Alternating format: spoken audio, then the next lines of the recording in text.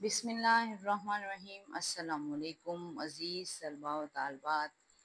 उम्मीद है कि आप खैरियत से होंगे और आए हम उर्दू सीखें हमारे कोर्स से इस्तिफ़ादा हासिल कर रहे होंगे। बहुत अच्छा रिस्पॉन्स आ रहा है स्टूडेंट साहब की तरफ से। हरूफ तहज्जी में आज हम लोगों ने पढ़ना है जीम का ख़ानदान, अलिफ और अलिफ मद्दा का ख़ानदान, फिर बे का ख़ानदान और उसके बाद अब हम आए हैं जीम के ख़ानदान पर। जीम जो है ये चार भाई हैं, जीम चे हे खे, ठीक है। और ये इनकी छोटी अशकार हैं, जीम चे हे खे के। और इनकी दो ही बहनें हैं, झे और छे, यानी कि सिर्फ इन जीम के साथ और चे के साथ दो चश्मी हरूफ बनेंगे, भारी हरूफ बनेंगे। हे और खे के साथ जो है भारी हरूफ नहीं बनते। ऑलरेडी ये सारी मैं आपको पिछली वीडियोस में बता चुकी हूँ, फिर भी जब हम दोबारा से शुरू करते हैं तो मेरी कोशिश होती है कि एक दफ़ा इंफॉर्मेशन दोबारा से शेयर हो जाए ताकि आप अच्छे तरीके से इस चीज़ को समझ सकें। तो आज हम लोग देखेंगे कि जीम से कौन कौन से अल्फाज बनाए जाते हैं। जीम के साथ अल्फाज जो हैं, जीम चे हे खे के साथ जो हैं अल्फाज वो कम हैं लेकिन बनते हैं। और उसमें ये होता है कि बहुत सारे बच्चे जो हैं जीम की शक्ल जो है छोटी शक्ल या चे की हे की सबकी एक ही शक्ल है, सिर्फ नुक्तों का फ़र्क है। उसमें काफ़ी ज़्यादा बच्चों को जो है वो मुश्किलात का सामना करना पड़ता है। तो इसमें हम लोग देखेंगे कि कैसे कैसे आप जीम की शक्ल जो है उसको लिखेंगे। मसलन फर्ज करें आपका पहला लफ्ज है जागीर। जागीर लफ्ज आपने लिखना है जीम अलिफ जा के साथ। तो आपने ये देखें यहाँ पे छोटी शक्ल लगा दी उसकी और उसके साथ ही आपने अलिफ लगा दिया, तो ये बन गया जा। उसके बाद हमने लिखना है जागीर, गाफ, ये गाफ की छोटी शक्ल और उसके साथ ही आ गया रे। कल भी आपको बताया गया था कि रे के साथ जब कोई लफ्ज आ जाएगा तो यहाँ पर अलहदा से एक दंदाना जो है वो नहीं आएगा। हालांकि अब गाफ के बाद ये भी आ रहा है और रे भी आ रहा है, लेकिन ये गाफ की हाफ शक्ल और रे की ऊपर से जो हाफ शक्ल, ये जो इतना सा टुकड़ा है ये को शो करता है। तो ये उर्दू का एक असूल है, उसके मुताबिक जो है ये लिखा जाता है। इसके अलावा अगला लफ्ज हम लिखते हैं जतन, जीम। अब जतन में आपको पता है कि नून जो है वो यहाँ आएगा गोलाई में। अब आपने उसको मद्देनजर रखते हुए जतन को नीचे से लाइन के साथ नहीं शुरू करना, जब अलिफ के साथ आएगा तो लाइन के साथ शुरू होगा। अब क्योंकि ये लफ्ज जो है ये ऊपर से स्टार्ट हो रहा है तो ये जीम की शक्ल ऊपर ही रह जाएगी। अब जीम, उसके बाद ते का दंदाना और उसके बाद आपका नून, पूरा का पूरा जो है नून जो है ये आपका आ जाएगा। इस तरीके से आपका लफ्ज बन जाएगा जतन।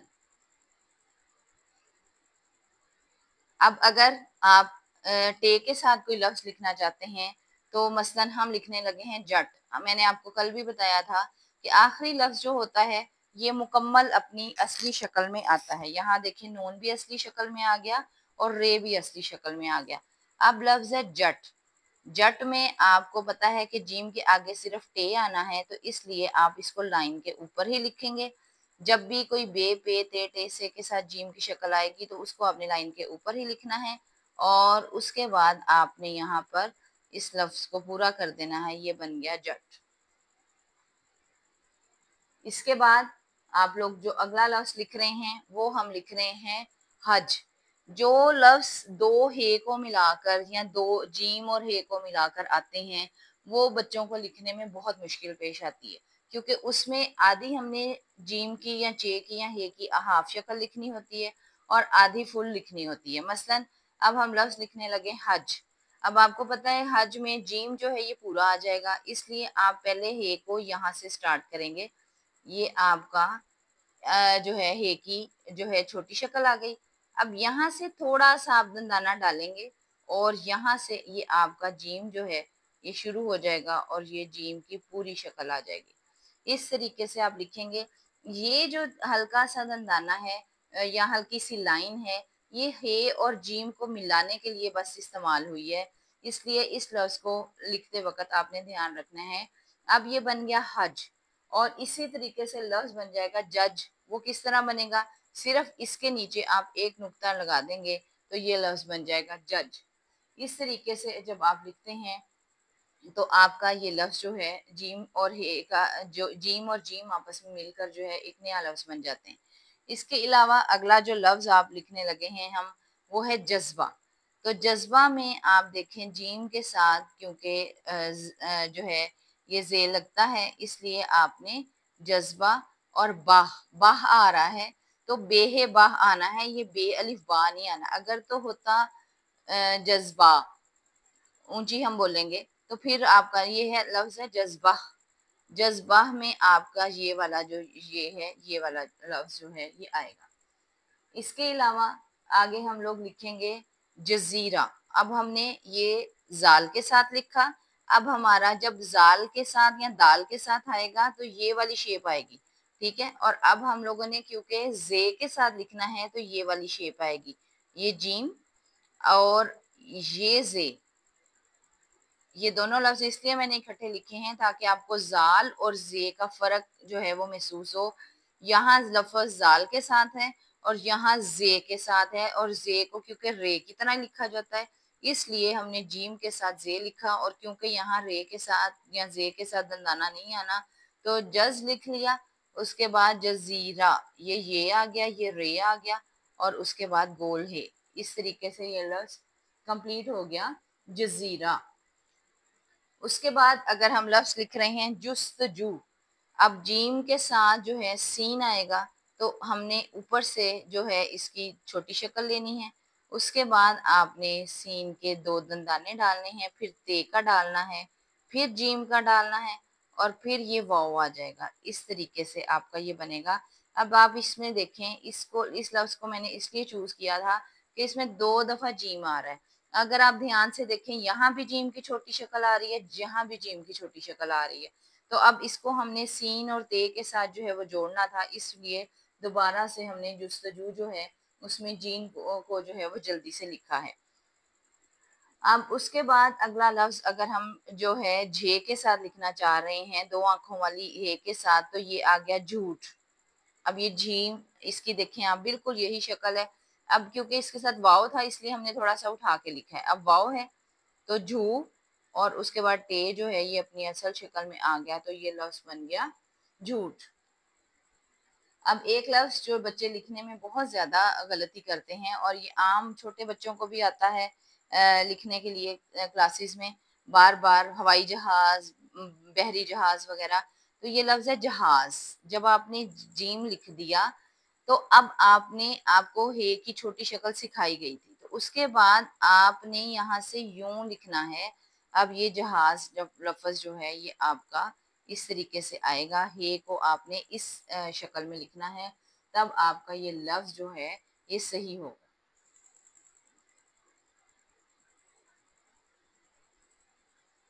उसके बाद अभी ये जहाज लफ्ज ठीक नहीं लिखा गया, मैं दोबारा से लिख रही हूँ जहाज। इस तरीके से इसमें हमने फौरन जो है ये जहाज लफ्ज जो है जेम की छोटी शक्ल, उसके बाद हे की छोटी शक्ल। अब हे की ये वाली शक्ल थी तो इसको आधा हमने इधर जीम के साथ मिलाया और आधा हमने अलिफ के साथ मिलाया, फिर हमने आगे लिखना है जहाज। इस तरीके से ये लफ्ज जो है जहाज बन गया।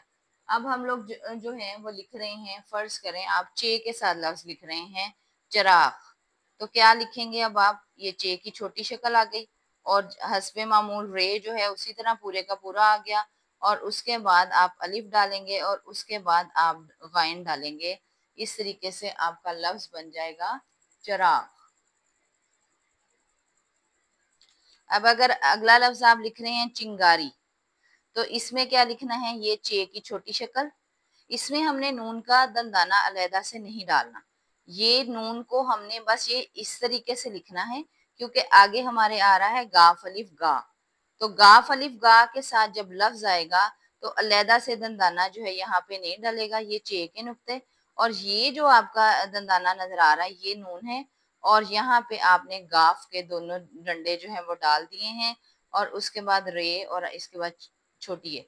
आपको पहले भी बताया था गाफ का एक डंडा बड़ा होता है और एक छोटा होता है, तो इस वजह से चिंगारी लफ्ज में हमने एक बड़ा डाला और एक छोटा डाला। जिस तरह हमने लफ्ज लिखा था जहाज, इसी तरह अगला लफ्ज है चेहरा। चेहरा चे के साथ है, तो क्योंकि इसके साथ हे आनी है इसलिए हमने ऊपर से शुरू किया है। ये चे की छोटी शक्ल, जो यहाँ पे आप हे की छोटी शक्ल और इस ये देखें जैसे ये वाली आपने हे डाली ऐसे यहाँ पे भी डाल दी, लेकिन आगे वो रे से मिल रही है और इस तरह से हमने लफ्ज लिख दिया चेहरा। इसी तरह आपका एक बहुत लफ्ज जो इस्तेमाल होता है वो होता है हिसार। स्वाद के साथ जब लफ्ज आते हैं तो आप लोग जो हैं उसका ध्यान नहीं रखते। स्वाद के साथ जब लफ्ज आना है तो उसमें आपका एक दंदाना होना लाजमी है। अब यहाँ पर स्वाद जो है यहाँ पे भी खत्म हो सकता था, यहाँ से अलिफ आ सकता था, लेकिन स्वाद के साथ एक दंदाना होना जरूरी है, इसलिए स्वाद के साथ हमने लिख दिया हिसार। और एक लफ्ज जो आपका पेपर्स में बहुत यूज होता है वो है हिस्सा।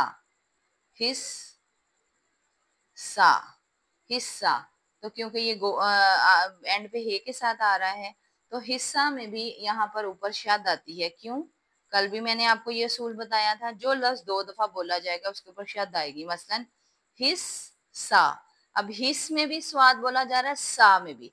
हम ये नहीं कर रहे ही सा, इस तरह नहीं पढ़ेंगे। लफ्ज में 2 दफा स्वाद बोला जा रहा है, इसलिए इस लफ्ज के ऊपर जो है वो क्या आएगा, जो है शद आएगी। अब अगला लफ्ज हम लिख रहे हैं हिजाब। हिजाब जो है इसमें 2 दफा अब हे और जीम आनी है, तो जाहिर है हम इसको थोड़ा सा ऊपर से शुरू करेंगे। ये हे की छोटी शक्ल और उसके बाद ये जीम की छोटी शक्ल और अलिफ, और उसके बाद ये लफ्ज आ जाएगा आपका हिजाब। इस तरीके से आपका हिजाब जब 2 दफा हे यूज होनी है तो इस तरीके से आप जो है वो लिखेंगे। अब अगर हम अगला लफ्ज लिख रहे हैं खसूसियत, तो क्योंकि ये स्वाद के साथ है तो उसी तरह हमने एक और दंदाना डाला, ये वाला। ये स्वाद के साथ जब हमने डालना है, सिर्फ रे की हालत में ये वाला दंदाना नहीं आना, अदरवाइज हर जगह पर आपका ये वाला दंदाना आना है। मसलन खसूसियत। अब ये देखें यहाँ पर भी हमने इसको पहले यहाँ पे पूरा किया, फिर ये का डालना है और फिर ये ते का डालना है। इस तरीके से आपका लफ्ज बनेगा खसूसियत। मसलन अब हे के साथ हम डालने लगे हैं। हे के साथ आपका लफ्ज है हाजिर, हे अलिफ हा और जुआद रे जर। अब यहाँ पे हमने देखें, जहाँ पे हमने हर जगह स्वाद के साथ दंदाना डाला है, लेकिन जब रफज रे के साथ आ जाएगा उस वक्त हमने जुआद के साथ दंदाना नहीं डालना। क्यों नहीं डालना, ये जब हम स्वाद स्वाद पढ़ेंगे तो इंशाल्लाह उस वक्त मैं आपको डिटेल के साथ जो है ये वाला बताऊंगी।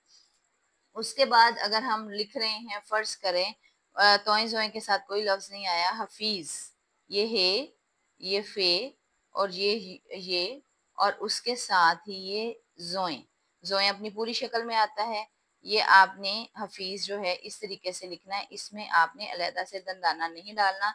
ये फे का छोटा हिस्सा और जोए से पहले का हिस्सा, ये दोनों मिलके ये का जो है ये वाला हिस्सा बना देते हैं। इस तरीके से आपके जीम जे हे खे जो हैं इनको लिखने में बच्चों को काफ़ी ज़्यादा मुश्किल पेश आती है। उम्मीद है कि आज आपको बहुत सारे अल्फाज जो हैं वो लिखने आ गए होंगे। अब मसलन हम फर्ज करें लफ्ज लिख रहे हैं जंगल, तो जंगल में भी ये देखें जीम और ये नून। अब ये जब नून के आगे हमने गाफ, क्योंकि जो है ये डंडे वाला आना है, तो अब ये नून का अलहदा से यहाँ पे आप दंदाना नहीं डालेंगे, बल्कि ये गाफ और जीम और नून से पहले की जो जगह बची हुई हैं यही नून को जाहिर करेंगे। ये आपने लिख दिया जंगल। इस तरीके से हम एक दंदाना कम डालेंगे और एक ज्यादा डालेंगे। इसी तरह एक है लफ्ज है हल। अब एक हल ये वाला आता है और एक दूसरी गोल हे के साथ भी आता है। ये जो सवालात हल करने होते हैं उसमें ये हल आता है, और एक और हल होता है जो कि दूसरे लफ्जों में आता है, ज़ू मायनी अल्फाज में ही आता है। जब इंशाल्लाह आपको ज़ू मायनी अल्फाज करवाए जाएंगे तो उस वक्त ये आपको सिखा दिया जाएगा। उसके बाद लफ्ज है खजाना। अब इसमें भी देखें खे के साथ क्योंकि जे आ रहा है इसलिए दरमियान में कोई भी आपके दंदाना नहीं आएगा। खजाना, नाह लफ्ज आपने जब बोल कर देखना है तब आपका ये लफ्ज जो है ये कंप्लीट करना है, होना है। इसके बाद आखिरी लफ्ज जो हम लिख रहे हैं वो है खत। ये खे और उसके बाद ये तोए आपने डाल दिया। इस तरीके से आपका ये बन जाता है खत। अब हम आपको बताएंगे कि कौन से ऐसे अल्फाज हैं जीम चे हे खे के जिनसे अल्फाज बहुत कम अल्फाज जो हैं बनते हैं। जीम जब जीम के साथ जुड़ता है तो बहुत कम अल्फाज हैं, जीम जब चे के साथ जुड़ता है या हे के साथ जुड़ता है या से के साथ, पे के साथ और स्वाद के साथ, इनके साथ जीम के बहुत ही कम अल्फाज हैं, बहुत रेयर जो है अल्फाज हैं, चंद ही अल्फाज हैं, एक या दो अल्फाज हैं। इस तरह जब हमने हे के अल्फाज देखने, हे के साथ जाल, तोएं और जोएं, ये वाले अल्फाज जो हैं हे के साथ बिल्कुल नहीं बनते। बहुत ही कम अल्फाज हैं जो हे के साथ जो है वो जाल, तोएं और जोएं को मिलाकर जो है वो बोले जाएं। इसी तरह जब आप कहा जाता है खे, खे में आपके टे, जीम, चे, दाल और जे, इस लफ्ज के साथ जो है खे के अल्फाज बहुत ही कम बनते हैं। एक या दो उर्दू के अल्फाज हैं जो इनको मिलाकर बनते हैं। बाकी सारे अल्फाज जो हैं इनको आपस में मुख्तलिफ अल्फाज के साथ जुड़कर बनते हैं। लेकिन ये वाले कुछ अल्फाज ऐसे थे जिनकी तादाद उर्दू में बहुत ज़्यादा कम है।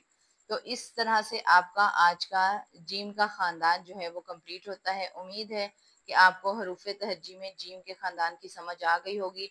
अल्फाज जब तक आप लिखेंगे नहीं तब तक आपको याद नहीं हो सकते। जब तक आप लफ्ज़ों की प्रैक्टिस रिटन फॉर्म में नहीं करेंगे, ज़ुबानी कलामी आप अपनी चीज़ों को याद नहीं रख सकते। उर्दू जो है ये रिटन से ही आती है, उर्दू ज़ुबानी कलामी जो है वो नहीं आ सकती। उम्मीद है कि आज का लेसन आपको समझ आ गया होगा। चैनल को सब्सक्राइब कर लीजिएगा, लाइक कर लीजिएगा। अस्सलाम वालेकुम व रहमतुल्लाहि व बरकातुहू।